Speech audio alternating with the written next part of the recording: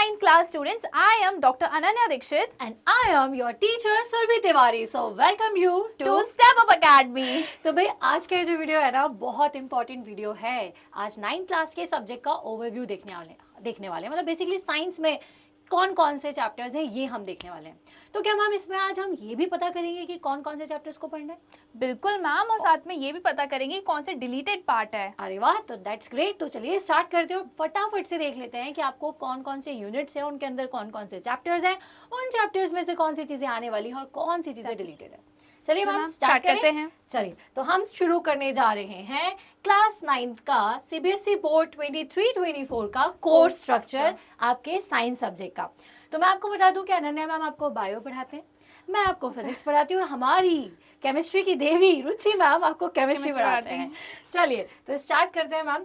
तो ये सारे यूनिट्स हैं।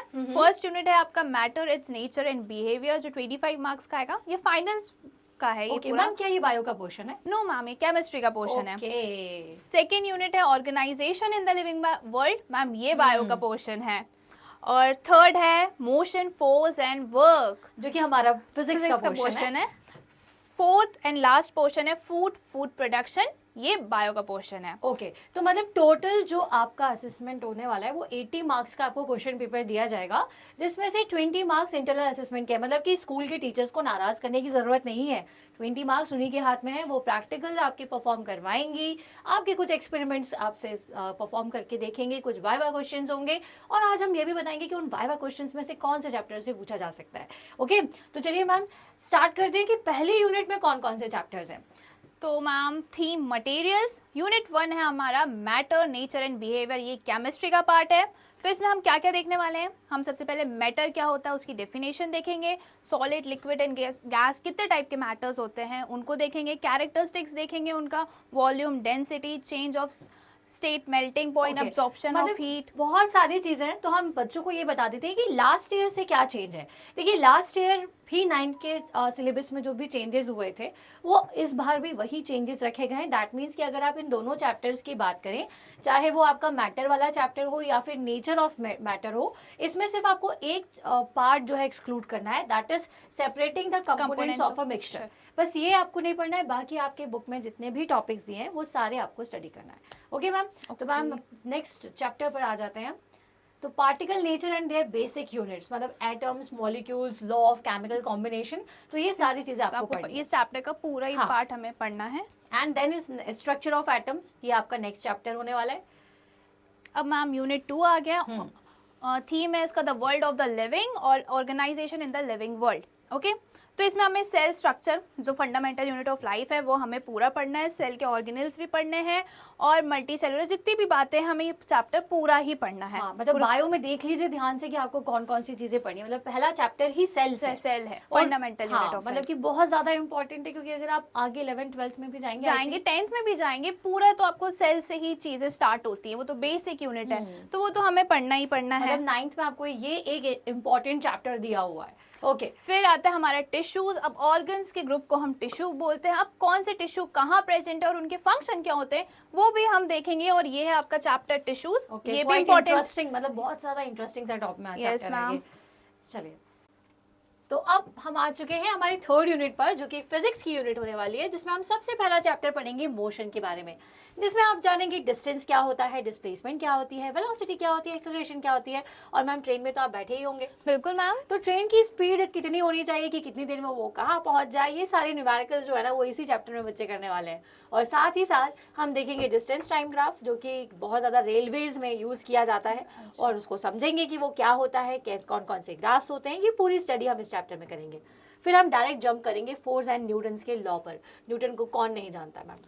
सब जानते हैं मैम। उन्होंने इतने सारे लॉ दिए, उनकी वजह से ही फिजिक्स का इतना ज़्यादा इंपॉर्टेंस है, इतने ज़्यादा जो क्या बोलते हैं नई नई चीज़ों का इन्वेंशन है, वो उनके लॉज की वजह से, उनकी बहुत सारी थ्योरीज की वजह से भी हो चुका है।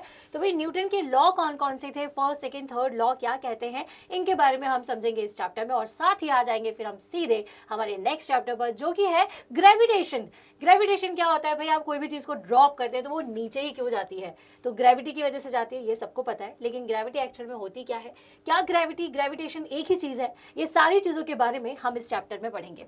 ओके, एंड आ जाएंगे फिर हम हमारे नेक्स्ट चैप्टर जो कि है फ्लोटेशन।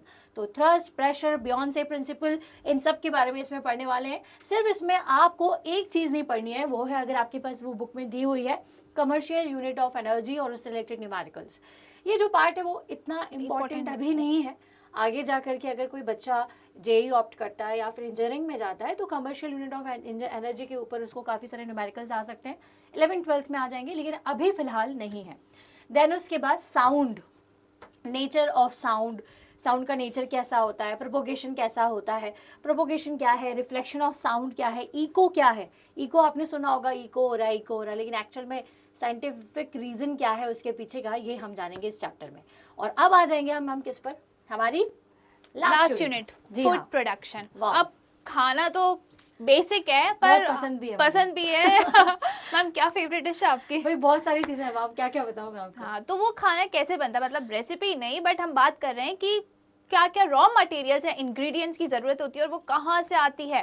तो हमें मिलती है वो प्लांट से और Okay. एनिमल से, और हमें कैसे सिलेक्शन ऑफ क्रॉप्स करना चाहिए और उसको कैसे मैनेज करना चाहिए, कैसे प्रोड्यूस करना चाहिए, क्या किन किन बातों का ध्यान रखना चाहिए, वो सब हम देखेंगे हमारे इस चैप्टर में। ओके, तो ये तो था मैम इन बच्चों का पूरा कोर्स स्ट्रक्चर कि पूरे 9th में आपको साइंस में क्या क्या पढ़ना है। साइंस में 3 चीजें हैं, फिजिक्स, केमिस्ट्री एंड बायो। और स्टेप अप एकेडमी में बता दूं कि फिजिक्स पढ़ाऊंगी मैं, मतलब सुरभि तिवारी, और बायो पढ़ाऊंगी मैं, यानी कि डॉक्टर अनन्या दीक्षित। और केमिस्ट्री के लिए हमारी धुआंधार टीचर रुचि उपाध्याय मैम आपको पढ़ाने वाली है।